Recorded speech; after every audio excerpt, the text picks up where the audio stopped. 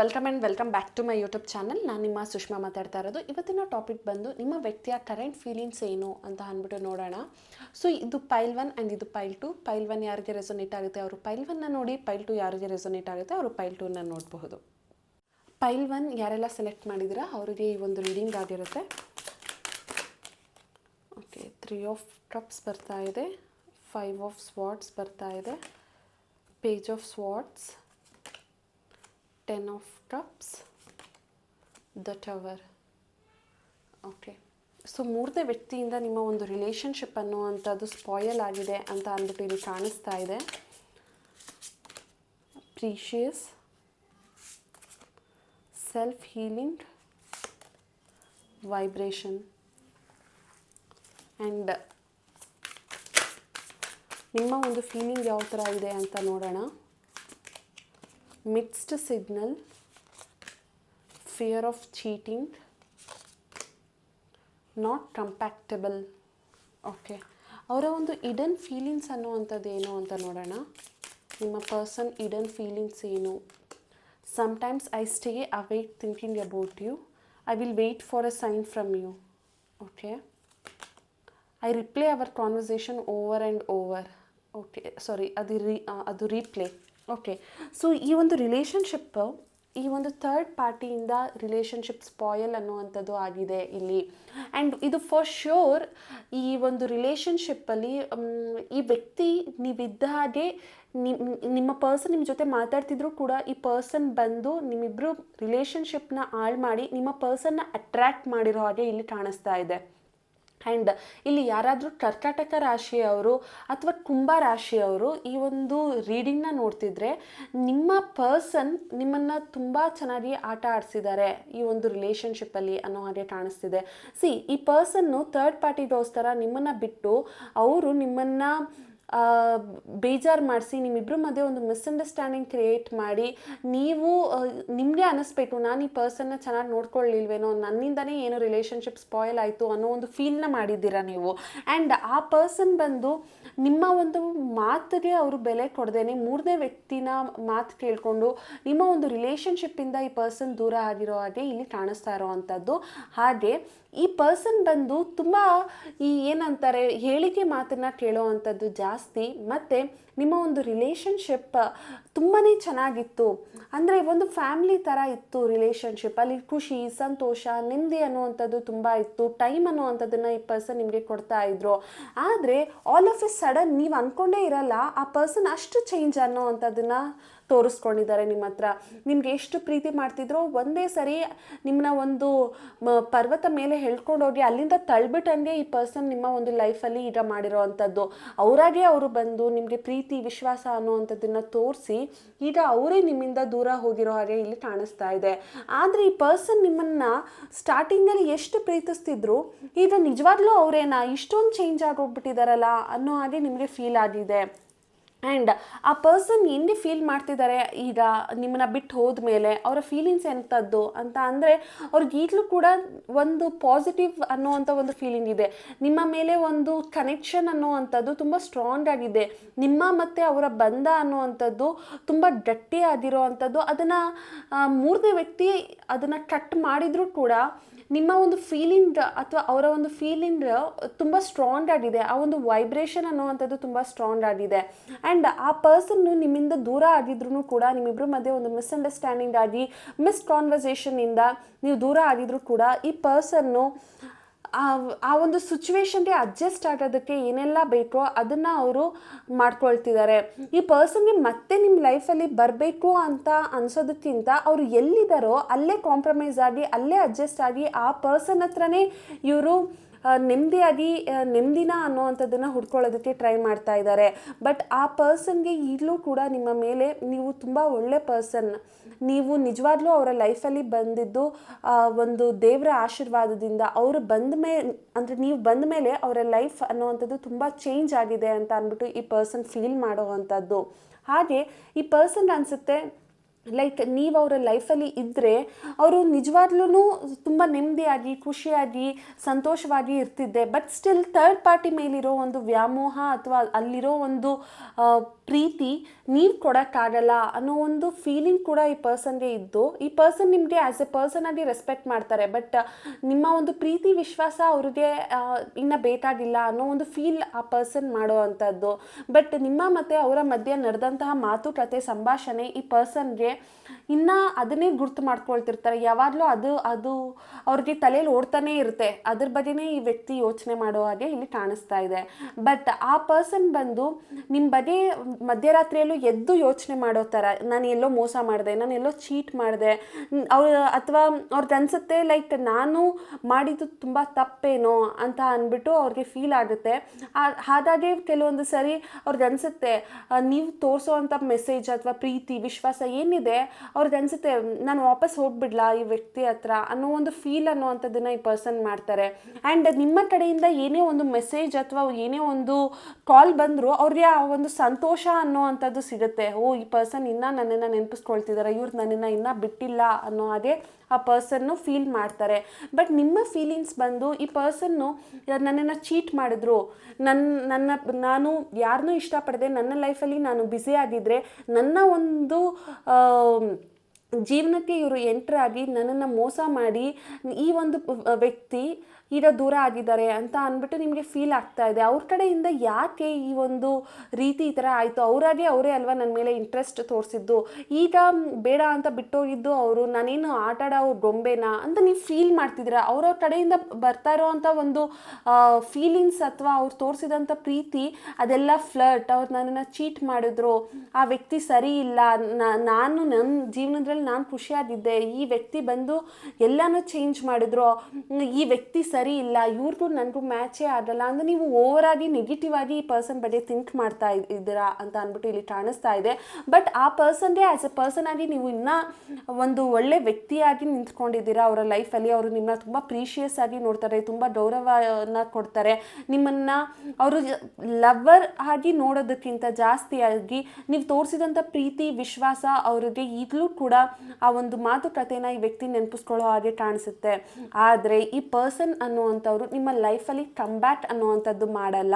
ಅವರು ನೀವು ಮತ್ತು ಅವರು ಏನಾದರೂ ನೋ ಕಾಂಟ್ಯಾಕ್ಟ್ ಸಿಚುವೇಷನಲ್ಲಿದ್ದು ನೀವು ಪದೇ ಪದೇ ಅವ್ರಿಗೆ ಮೆಸೇಜ್ ಅನ್ನುವಂಥದ್ದನ್ನು ಮಾಡ್ತಾ ಇದ್ದರೆ ಈ ಒಂದು ರಿಲೇಷನ್ಶಿಪ್ ಅನ್ನುವಂಥದ್ದು ವರ್ಕ್ ಆಗಲ್ಲ. ಬಿಕಾಸ್ ಈ ಪರ್ಸನ್ ಆಲ್ರೆಡಿ ಯಾವ ಒಂದು ಸಿಚುವೇಶನ್ ಅಥವಾ ಯಾವ ಒಂದು ವ್ಯಕ್ತಿ ಇದ್ದಾರೆ ಅವ್ರ ಜೊತೆ ಒಂದು ಕಾಂಪ್ರಮೈಸಿಂಗ್ ಲೈಫ್ನ ನೋಡ್ಕೊಳ್ತಿದ್ದಾರೆ, ಅಲ್ಲಿ ಅಡ್ಜಸ್ಟ್ ಅನ್ನೋವಂಥದ್ದನ್ನು ಆಗ್ತಿದ್ದಾರೆ, ಅಲ್ಲಿ ಶಾಂತಿನ ಹುಡುಕೊಳ್ತಿದ್ದಾರೆ, ಅಲ್ಲಿ ಪ್ರೀತಿನ ಹುಡುಕೊಳ್ತಿದ್ದಾರೆ.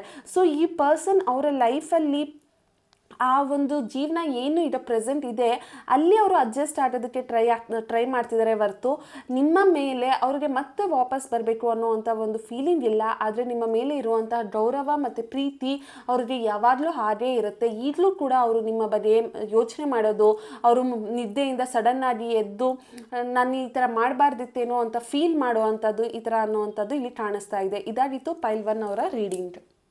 Hello, welcome to pile 2. ಯಾರೆಲ್ಲ ಪೈಲ್ 2 ಸೆಲೆಕ್ಟ್ ಮಾಡಿದ್ದೀರಾ ಅವ್ರಿಗೆ ಈ ಒಂದು ರೀಡಿಂಗ್ ಆಗಿರುತ್ತೆ. ನಿಮ್ಮ ಪರ್ಸನ್ ನಿಮ್ಮ ಬಗ್ಗೆ ಏನು ಯೋಚನೆ ಮಾಡ್ತಿದ್ದಾರೆ, ಅವರ ಕರೆಂಟ್ ಫೀಲಿಂಗ್ಸ್ ಏನು ಅಂತ ಅಂದ್ಬಿಟ್ಟು ನೋಡೋಣ. ಓಕೆ, 3 ಆಫ್ ಪೆಂಟಿಕಲ್ಸ್ ಬಂದಿದೆ, ವೀಲ್ ಆಫ್ ಫಾರ್ಚೂನ್ ಬಂದಿದೆ, 4 of swords, 5 of wands, 7 of wands. Okay, so ಅವರ ಫೀಲಿಂಗ್ಸ್, ಕರೆಂಟ್ ಫೀಲಿಂಗ್ಸ್ ಅನ್ನೋವಂಥದ್ದನ್ನು ನೋಡೋಣ ಏನಿದೆ ಅಂತ. ಮೆಮೊರೀಸ್, ಸೀಕ್ರೆಟ್ ಲವ್, ಸ್ಪೈಂಡ್. ಓಕೆ, ನಿಮ್ಮ ಒಂದು ಫೀಲಿಂಗ್ಸ್ ಯಾವ ಥರ ಇದೆ ಅಂತ ನೋಡೋಣ. Addiction, insecurity. ಓಕೆ, ಸೊ ಅವರ ಕಡೆಯಿಂದ ನಿಮಗೆ ಏನು ಮೆಸೇಜಸ್, ಇಡನ್ ಫೀಲಿಂಗ್ಸ್ ಅವ್ರದ್ದು ಏನು ಅಂತ ನೋಡೋಣ.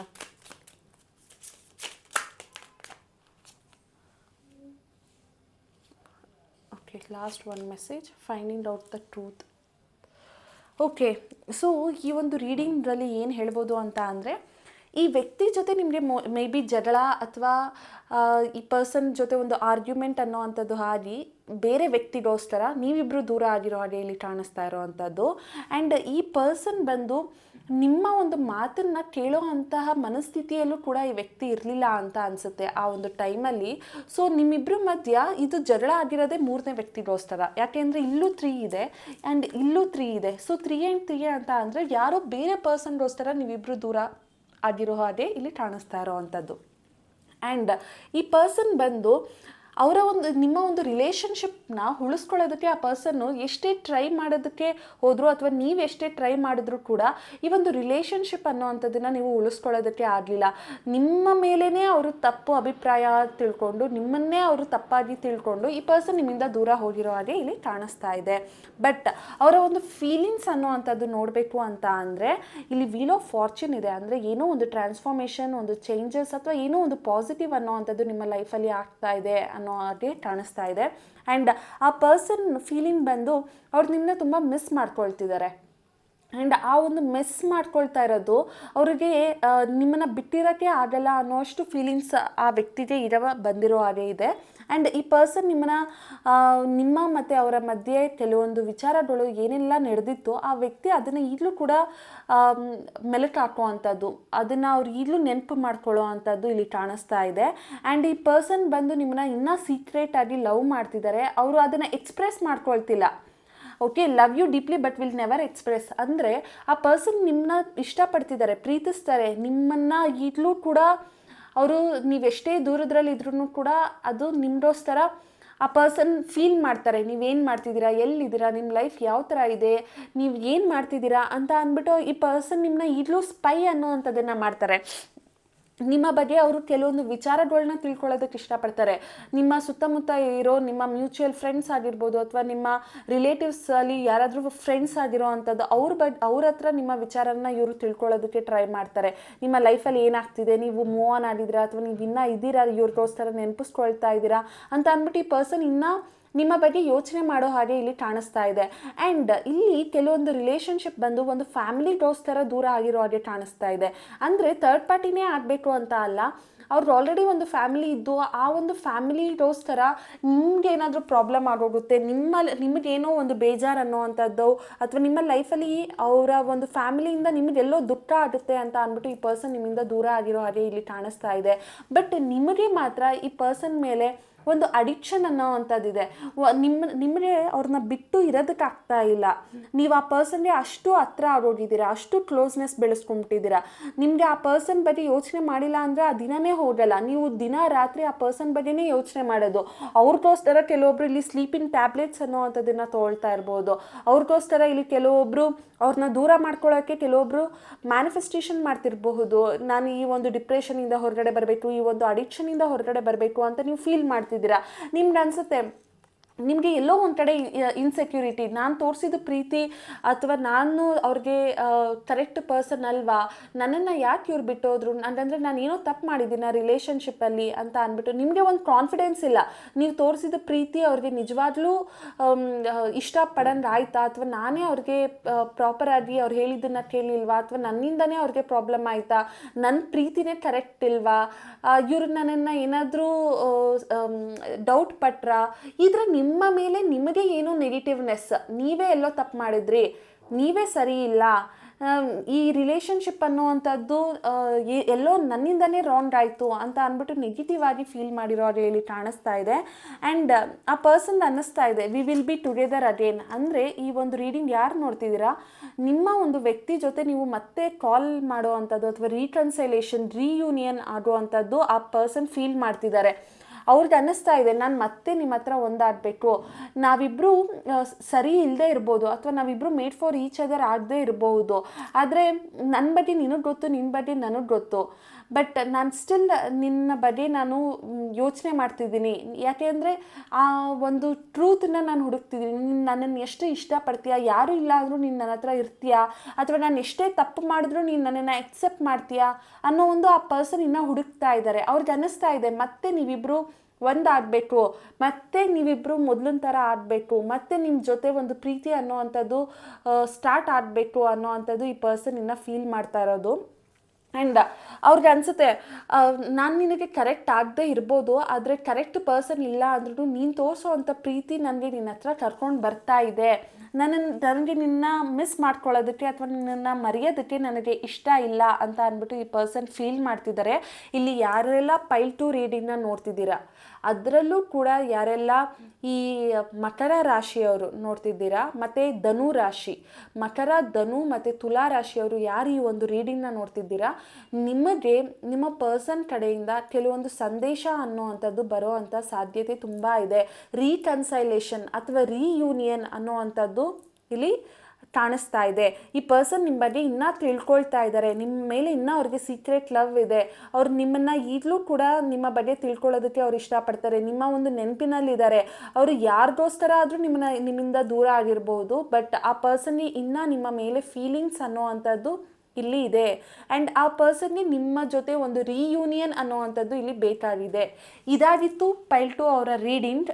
ನಿಮ್ಗೇನಾದರೂ ಈ ಒಂದು ರೀಡಿಂಗ್ ರೆಸೊನೇಟ್ ಆಗಿ ನಿಮಗೆ ಈ ಒಂದು ಎನರ್ಜಿನ ಕ್ಲೇಮ್ ಮಾಡ್ಕೋಬೇಕು ಅಂತ ಅಂದರೆ ನನ್ನ ಒಂದು ಕಮೆಂಟ್ ಸೆಕ್ಷನಲ್ಲಿ 111 ಅಂತ ಅಂದ್ಬಿಟ್ಟು ಟೈಪ್ ಮಾಡಿ. ಧನ್ಯವಾದ.